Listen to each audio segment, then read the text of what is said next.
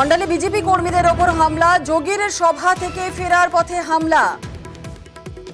অন্ডালে BJP কর্মীদের ওপর হামলা, যোগীর সভা থেকে ফেরার পথে হামলা।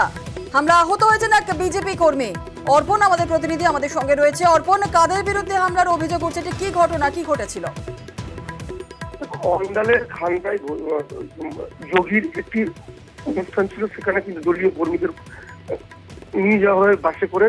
দুর্গাপুরের জেমুয়া থেকে বাসে করে বিজেপির কর্মীরা তারা যোগীর অনুষ্ঠানে যোগ দেন এবং ফেরার সময় দুর্গাপুরের যে ডিভিসি মোড় রয়েছে সেখানে আসা মাত্রই কিন্তু সেই বাস থামিয়ে কর্মী, সেই বাসে যাওয়ার যে সমস্ত কর্মীরা ছিলেন অর্থাৎ বিজেপি কর্মীরা, তাদেরকে ইট ছোড়া হয়, মারধর করা হয় এবং বাস ভাঙচুর করা হয়, এমনটাই অভিযোগ করছেন। কারণ মুখের মধ্যে সাদা কাপড় বেঁধে বেশ কিছু দুষ্কৃতী তারা বাস থামিয়ে এরকম হামলা চালায় এবং এই ঘটনায় কিন্তু বেশ কয়েকজন আহত হন। তাদেরকে প্রাথমিক চিকিৎসা তো ছেড়ে দেওয়া হয়, যদিও এই অভিযোগের তীর কিন্তু তৃণমূলের দিকে। কারণ বিজেপির যে সমস্ত নেতৃত্বরা তারা বাসে ছিলেন, তারা যেটা বলছেন যে তৃণমূলের লোকেরাই এই হামলা চালিয়েছে বলে মনে করছেন, যদিও অন্যদিকে কিন্তু তৃণমূলের পক্ষ থেকে অভিযোগ অস্বীকার করা হয়েছে।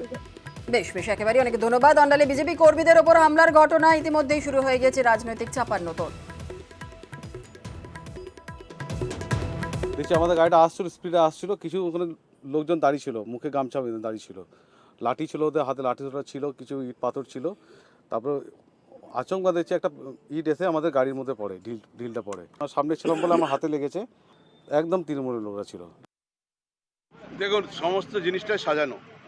এখন বিজেপি পায়ের তলায় কোনো মাটি নেই, তারা একটা গল্প ফাঁদছে, সেই গল্প ফেঁদে যদি বাংলার মাটিতে প্রবেশ করে যদি দু একটা সিট পাওয়া যায়, একদম চক্রান্ত।